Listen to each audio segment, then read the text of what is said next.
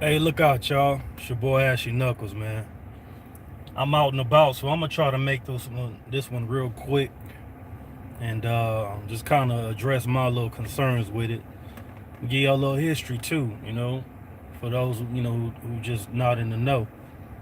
But I've been watching a lot of videos out there, good videos too, trying to be supportive, trying to be more active, because y'all know me, y'all know how I do. Back in the game, I take a contract and dip, but now I ain't on that, so now I can plug in a little bit. But everybody's kind of excited about the fight with what's up, Ross Clark, bro? Chilling, man. Everybody's been talking about their excitement for a potential Spence versus Canelo fight, and I'm gonna tell y'all like this: I don't like that fight. I don't like that fight at all. I'm from the old school, and I follow I'm with all the old adages. Good big man beats the good little man, the whole nine. You're only as good as your last fight. Damn near every motherfucking old adage it is. I'm with it. I'm with that shit. I'm always been about that. You know what I'm saying? And that's the whole point of why Oscar even proposed the fight. He not bluffing. He know Errol Spence is going to be one of the greats. Well, he has a great chance of being one of the great fighters in this generation, and he want to get him under Alvarez's record. He want to put him under Alvarez's belt. You know what I'm saying? Because that'll only further cement his legacy when Red is done fighting. Now, as a fighter, Errol Spence, of course he gonna want that work. Of course he want the smoke. But his handlers are there to make sure that he don't take fights that are, supernatural type fights just to prove to himself that, yeah, you are human. You know, these feats have been tried before you by great fighters who've come before you, and they failed. Jumping two weights at one time to fight the best guy at that weight is just a recipe for disaster. And I know Errol Spence is a dog. We all know he a beast. You know what I'm saying? And most people say where he walks around, he's a big guy. He looks like a middleweight, but he don't fight at that weight. He don't know what it's like to fight at that weight. He don't know what it's like to fight at 154 pounds. And I'm gonna tell you, it's one thing to walk around at a certain weight. It's another thing to fight at a certain weight. But we've seen these feats happen before in the sport of boxing. I didn't like it when Rigondeaux went up two weights to fight Loma. I knew that was a recipe for disaster. A lot of people thought Rigondeaux had a chance. I knew Rigondeaux was about to get cooked. You know what I'm saying?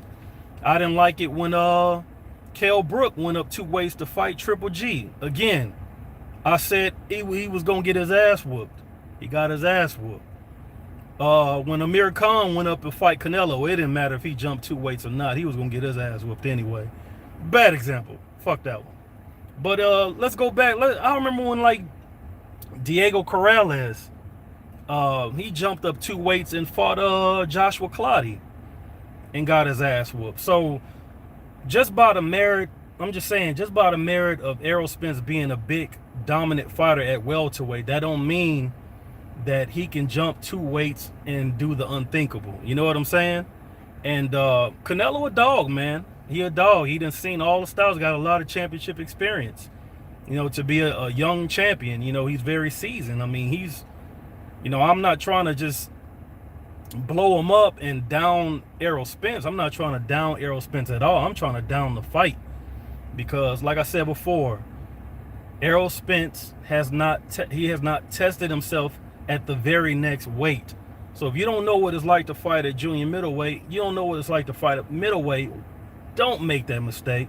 Now, if he signed a contract and go and get that guap because they offering about 20 million, then hey, you got to do what you got to do, and I'm just going to watch the fight. You know what I'm saying? And I don't want to put a crutch in front of him, but I'm just saying, even the throwback fighters, when you even look at the old school, I mean, look at the great Emil Griffith. You know what I'm saying? Well, two-time undisputed champion, undisputed at welterweight, undisputed at middleweight. But when he was undisputed at welterweight, he was chasing the middleweight champion too. He wanted to fight Dick Tiger. And what did he do? He went up in weight He fought a couple of middleweights, ran into a brick wall named Reuben Hurricane Carter. Didn't even get to Dick Tiger yet. And, we talking about a guy who was the undisputed welterweight champion, the beast. You know what I'm saying? All that. Look at Sugar Ray Robinson. When he went up and fought Jake LaMotta, Robinson wasn't even a welterweight championship champion yet. That's a whole different story, because I don't want to throw race into this, but as soon as the white fighters took that title off of Henry Armstrong, they wasn't in a hurry to get that bitch right back to a quote unquote colored. And this ain't my own opinion. You can ask all your boxing historians. I'm just being honest. In fact, dudes that Sugar Ray Robinson beat, they went on to win the world title before he got a title shot. But like I said, that's neither here or there. And that fight with LaMotta, the first one, even though he beat LaMotta up about 80,000 times in that first fight with LaMotta, he got his ass whooped. And that fight shouldn't even happen anyway, because they were building the fight as him giving up 13 pounds, him being a welterweight and LaMotta being a middleweight. That shouldn't even been built as a 13-pound weight advantage, because Ray Robinson never really weighed in at the welterweight limit, ever. You know what I'm saying? And LaMotta was half a pound overweight anyway. So that was he was like 144 versus a guy that weighed 160 and a half pounds. And he got his ass whooped. Now, it's the same mystique, though, because Robinson was the favorite. Why? I'll tell you why. I'll give you a little brief history. Sugar Ray Robinson. I'm going to tell you like this. By the time that fight with Sugar Ray Robinson happened with LaMotta, the only person that knew what it was like to whoop Sugar Ray Robinson's ass was his mama. Because he was 85-0 as an amateur, 69 knockouts. 40 of those was in the first round. 35-0 as a professional, 29 knockouts. The dude did not even know what defeat was. So he thought he would do the supernatural and go up and wait and fight a substantially bigger guy. You know what I'm saying? He was a favorite, but he got his ass whooped. So I'm just saying, man, at the end of the day, man, just because Errol Spence is who he is, he a dog, and he a big welterweight. He not even the biggest welterweight that we've seen in the sport. Kermit Cintron was a big welterweight. You know what I'm saying? Margarito was a big welterweight. They're bigger than Errol Spence. Let's look at when Margarito went up in weight, one weight class, and fought Daniel Santos. Got his ass whooped. It ain't easy just going up in weight. You know what I'm saying? Now, can Spence go up in weight, one weight at a time, and do the damn thing? I definitely believe he can do that. You know what I'm saying? I'm just saying it's a little bit, he biting a little bit more than he can chew, or what I think he can chew, by jumping 2 weight classes. I just don't recommend that for him. I just don't recommend that for him. You know what I'm saying? So, I don't know, man. At the end of the day, man, I'll support it, you know what I'm saying, if that's what he want to do. But like I said, there have been bigger welterweights, bigger guys than Errol Spence at this weight. Paul Williams was a big welterweight. He was. And he went up in weight. He went up in weight and fought Winky Wright. But at least he had that one fight at 54 against Verno Phillips. So he went up in weight one time, and then he went up in weight again and fought Winky Wright. But at least he tested 54 first, and then went to 60, and he won both of those fights, at least before he ran into that dog named Sergio Martinez. You know what I'm saying? And had to suffer from a highlight reel knockout. But it is what it is, man. I see your points, Ross Clot. I see your points, bro. I just gotta get my 2 cents in, man. Because at the end of the day, this fight could be on the horizon, man. And I don't think, like I said before, I don't think De La Hoya bluffing, man. I don't think De La Hoya bluffing. I think that's exactly what the fuck they trying to do. I think they trying to get Errol Spence under that man's ledger, and They gonna throw a bunch of money at him, and I think at the end of the day, he gonna end up taking that. And as a fighter, I don't think I can, I can blame him for that shit. You know what I'm saying? But what you say? I hope. Damn, the shit came off of my screen. I'm on my phone, man. I ain't on my computer. So the comments, if y'all leave comments, that motherfucker jump up on the screen and leave within seconds. And I ain't gonna really be able to see what y'all left until I go back and look at it. But Oscar knows the game and business, so he knows what he know what he doing, man.